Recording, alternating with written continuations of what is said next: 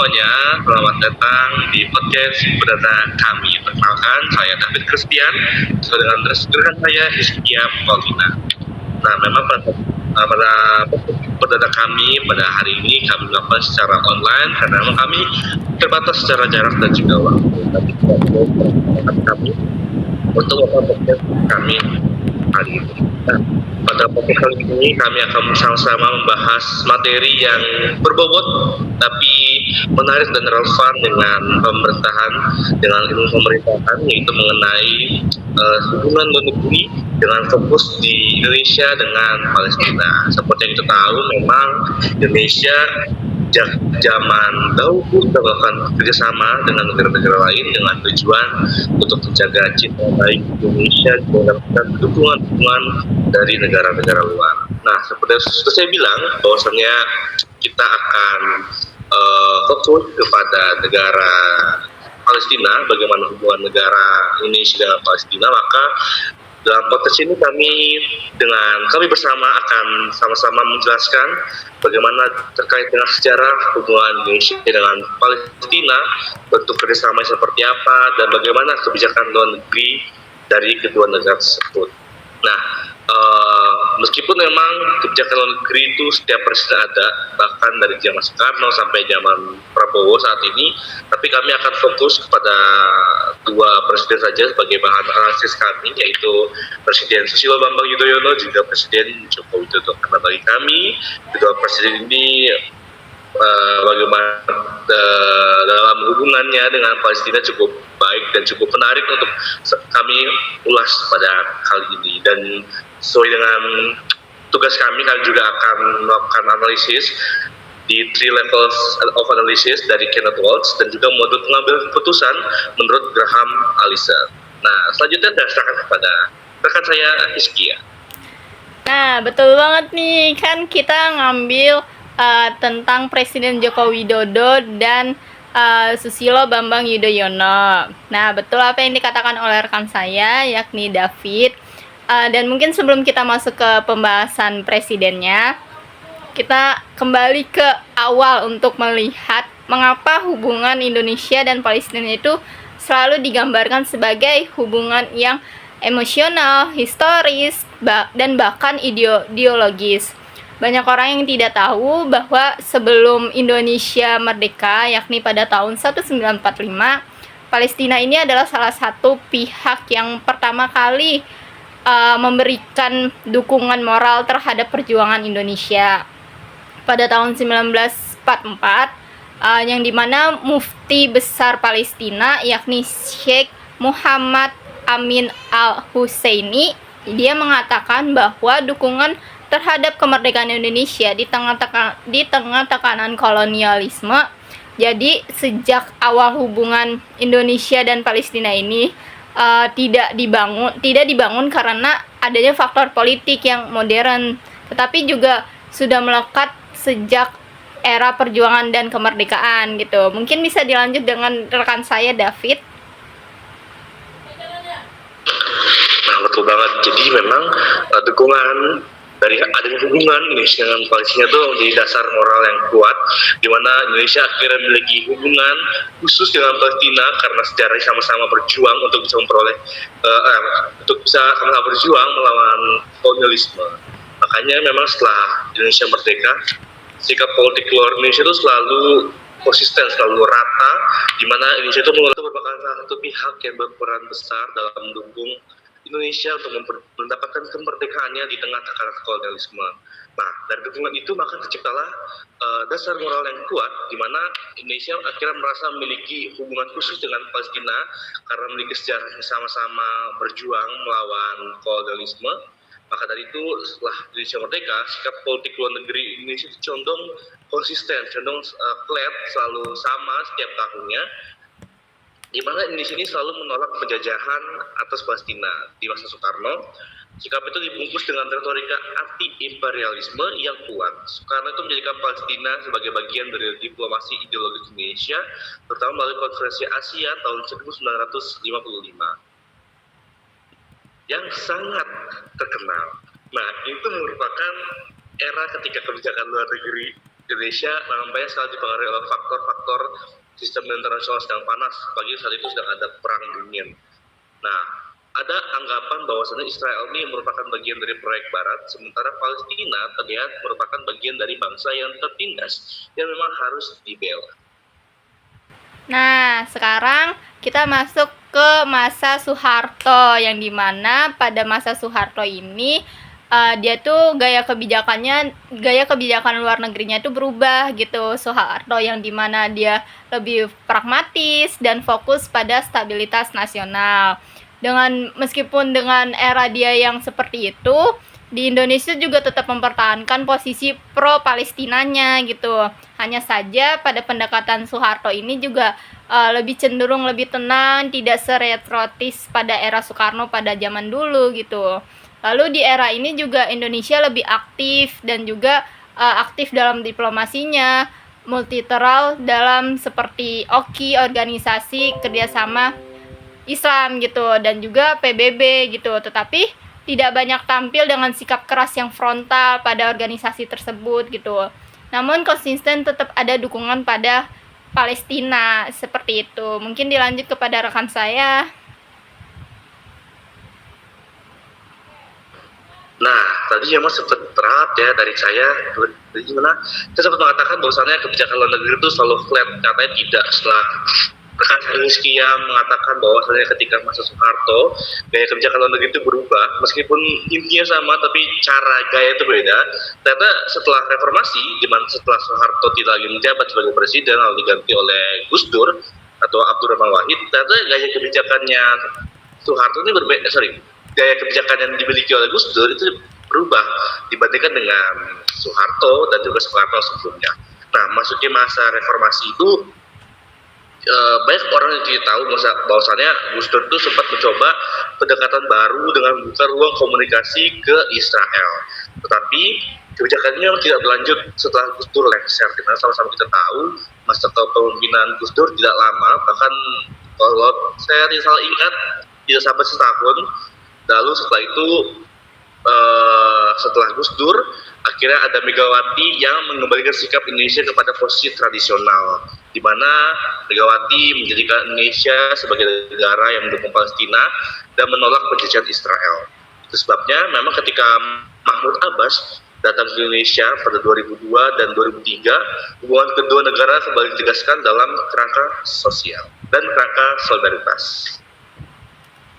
Nah, setelah itu teman-teman, barulah kita masuk kepada dua presiden yang paling penting untuk pembahasan utama saya dan David, yakni Susilo Bambang Yudhoyono atau yang biasa kita sebut SBY, dan juga Joko Widodo, yang dimana keduanya hidup dalam dinamika dunia yang berbeda gitu. SBY ini menghadapi situasi global setelah tragedi 19 dan War on Terror dan konflik Gaza yang pecah beberapa kali oleh SBY. Sedangkan Jokowi ini menghadapi perubahan geopolitik yang lebih ekstrim, terutama setelah Donald Trump yang mengakui Yerusalem sebagai ibu kota Israel. Dua konteks internasional yang berbeda ini sangat mempengaruhi gaya kebijakan luar negeri dari masing-masing presiden kedua tersebut gitu.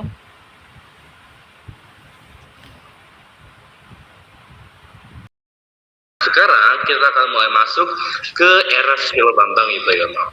Nah, kalau misalkan kita bisa melihat gaya kepemimpinan Susilo Bambang Yudhoyono yang mungkin teman-teman bisa lihat dari berbagai jurnal, dari artikel yang ada, atau mungkin teman-teman pernah mempelajarinya, dia itu merupakan presiden yang sangat diplomatis, berhati-hati dalam bertindak, dan sangat mempertimbangkan citra Indonesia di mata dunia.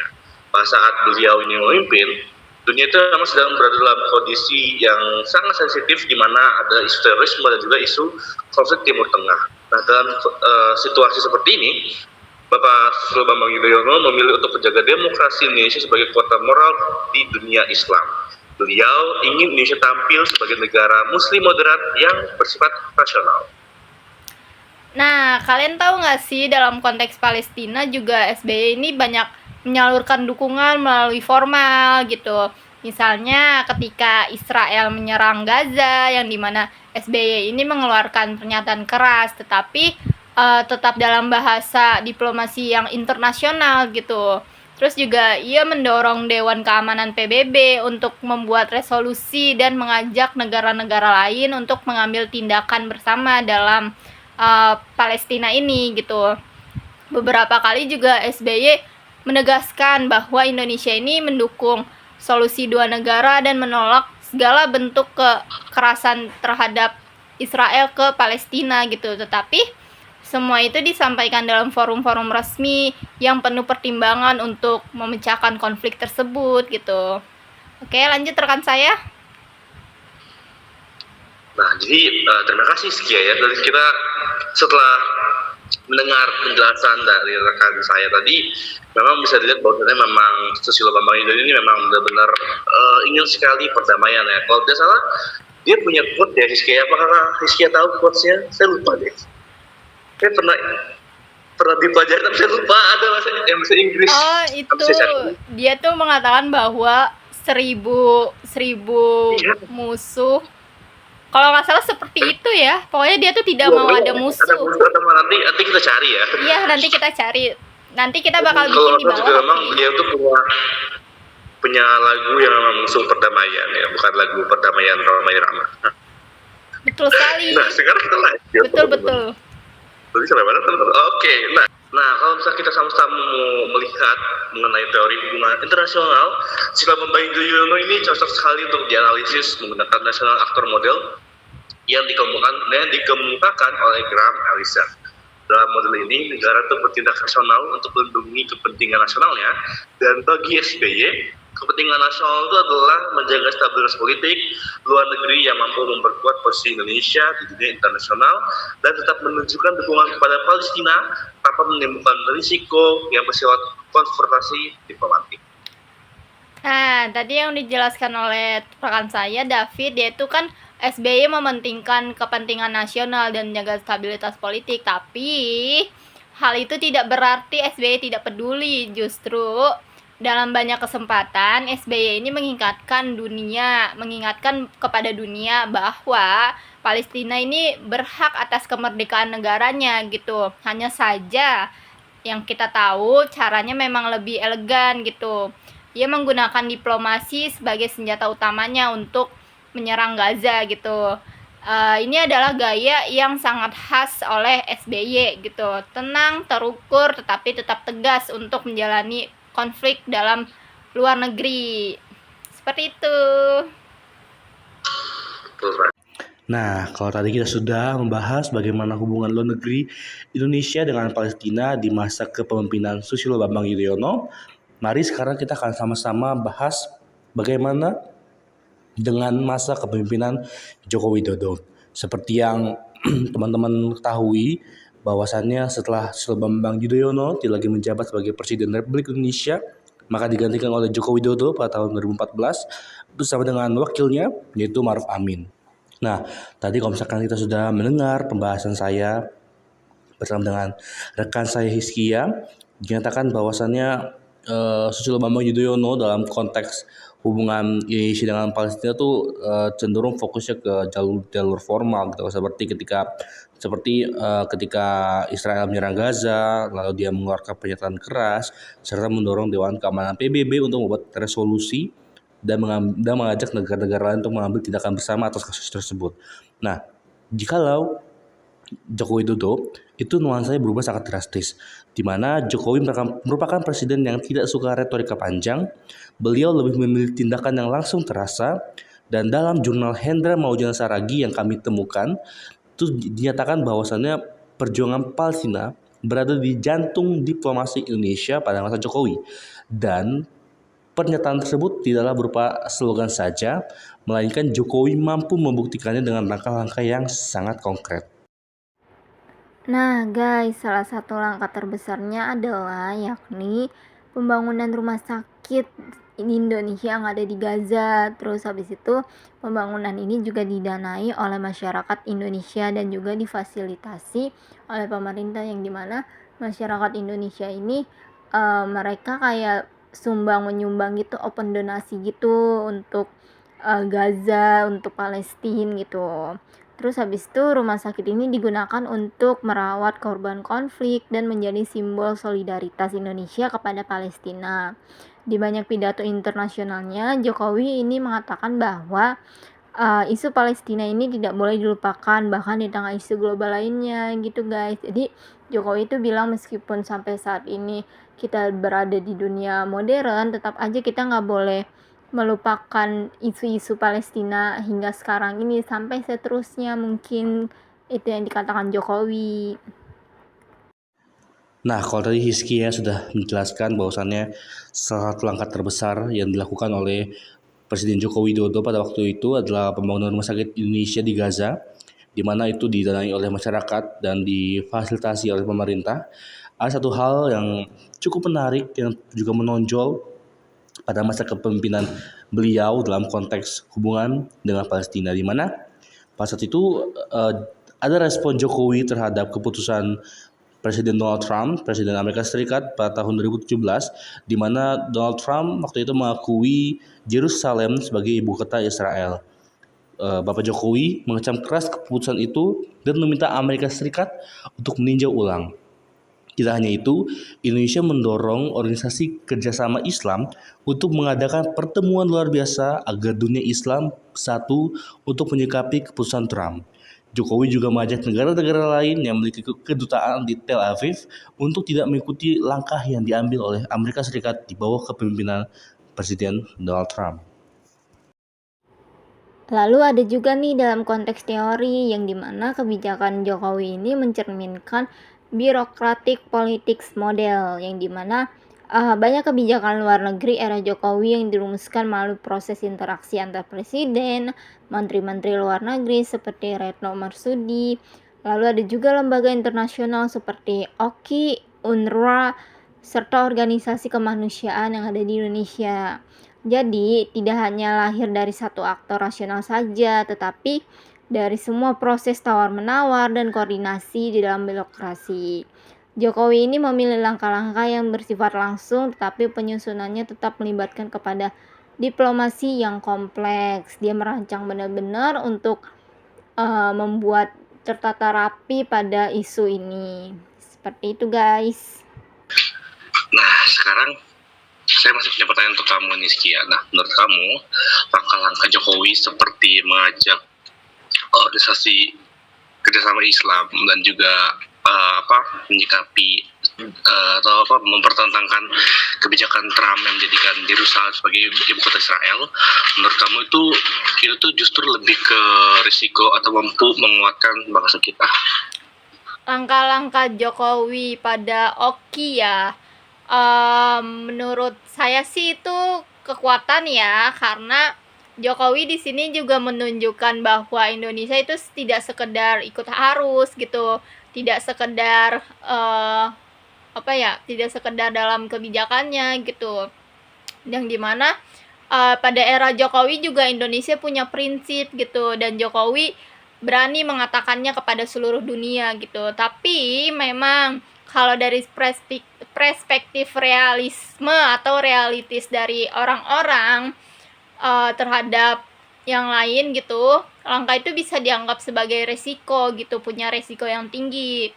Namun Jokowi konsisten bahwa Palestina adalah isu kemanusiaan, bukan hanya politik. Jadi dia punya dasar moral yang jelas gitu, guys. Ya, keren, setuju sih, karena memang itu justru menjadikan kekuatan bagi kita semua, bagi bangsa Indonesia juga bagi bangsa Palestina. Good job. Yes. Wait. Udah. Oke, ini udah record belum? Udah on nih. Udah.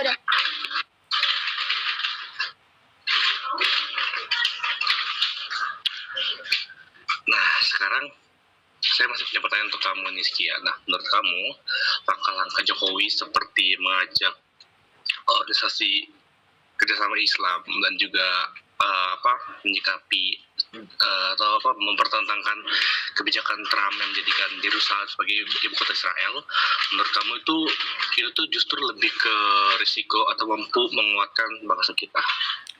Langkah-langkah Jokowi pada Oki ya, Menurut saya sih itu kekuatan ya, karena Jokowi di sini juga menunjukkan bahwa Indonesia itu tidak sekedar ikut arus gitu, tidak sekedar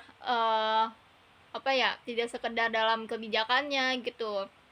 Yang dimana pada era Jokowi juga Indonesia punya prinsip gitu, dan Jokowi berani mengatakannya kepada seluruh dunia gitu. Tapi memang kalau dari perspektif realisme atau realistis dari orang-orang terhadap yang lain gitu, langkah itu bisa dianggap sebagai resiko gitu, punya resiko yang tinggi. Namun Jokowi konsisten bahwa Palestina adalah isu kemanusiaan, bukan hanya politik. Jadi dia punya dasar moral yang jelas gitu, guys. Ya keren, setuju sih karena memang itu justru menjadikan kekuatan bagi kita semua, bagi bangsa Indonesia juga bagi bangsa Palestina. Good job. Yes. Nah, sekarang saya nih yang nanya kepada David. Terakhir nih ya. David, apakah kamu melihat ada dua pendekatan yang saling bertentangan atau malah justru saling melengkapi dari Jokowi dan SBY itu? Boleh dijelaskan, David? Oke, kalau ditanya bertentangan atau melengkapi, sudah pasti jawabannya melengkapi. Seperti tadi sudah saya sampaikan di awal, kalau misalkan Jokowi itu kan itu kayak lebih meneruskan gaya kepemimpinan SBY, tapi dia memang nambahinnya di bagaimana dia aksi nyatanya gitu kan. Jadi kalau SBY itu kan memperkuat di panggung formal gitu aja, kayak main diem tapi ada hasilnya gitu. Sedangkan kalau misalkan Jokowi itu fokusnya di aksi lapangan.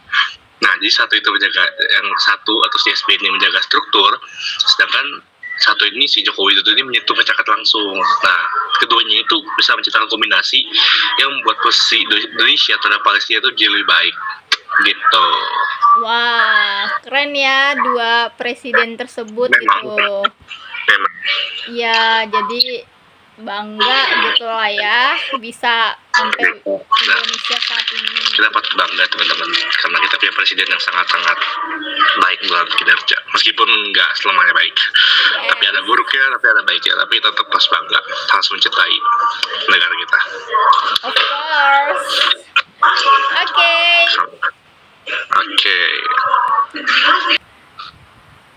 Oke guys, karena kita udah di penghubung akhir dalam podcast kita berdua, David Dia dengan terasa ya, dia terasa sampai di ujung saja gitu. Jadi kalau kita rangkum nih ya guys, dari keseluruhan podcast kita antara Indonesia dengan Palestina dan juga pada era Presiden Joko Widodo serta Susilo Bambang Yudhoyono ataupun SBY, yakni hubungan Indonesia dan Palestina ini dibangun dari sejarah yang panjang banget dan juga solidaritasnya antar kolonial gitu, terus dilanjutkan bentuk kerjasama politik, diplomasi, pendidikan dan kemanusiaan dari kedua presiden tersebut. Ya kan, David?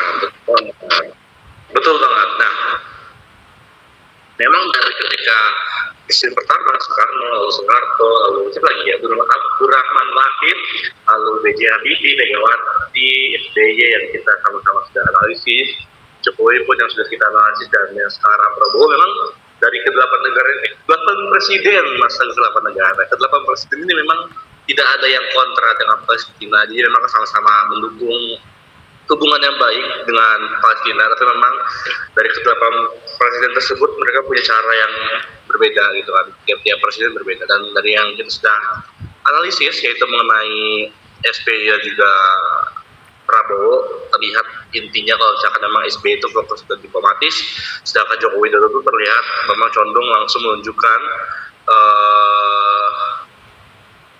dirinya gitu, langsung turun ke masyarakat di sana gitu dan bertindak nyata.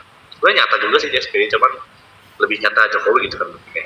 Nah, dari itu menunjukkan bahwasannya kebijakan luar negeri Indonesia itu hidup dan menyesuaikan dengan zamannya gitu. Karena kan kita terus berkembang. Luas sekali tidak? Apakah betul? Betul, betul sekali David gitu. Jadi di era yang sekarang ini kan lagi banyak tuh perpecahan-perpecahan di politik luar negeri negara lain gitu. Nah, kita sebagai warga Indonesia tuh harus tetap menjaga negara kita, ya nggak David? Betul banget, harus banget, itu wajib sih sebagai warga negara kita yang harus mendukung juga. Tidak hanya presiden yang harus menjaga, tapi dari masyarakat juga memang harus. Iya, benar sekali gitu loh. Terus semoga dari pembahasan yang telah kita jelaskan dalam podcast ini memberikan gambaran kepada teman-teman semua gitu untuk tetap utuh tentang bagaimana Indonesia memperjuangkan Palestina dari waktu ke waktu. Oke guys. Oke, sudah selesai teman-teman podcast kita pada kali ini, podcast perdana kita. Oke, semoga pembahasan ini memberikan gambaran yang terang, yang utuh kepada teman-teman semua gitu, dan juga kepada Kang Heri gitu, tentang bagaimana Indonesia memperjuangkan Palestina dari waktu ke waktu, masa ke masa gitu. Terima kasih sudah mendengarkan podcast kami. Sampai jumpa.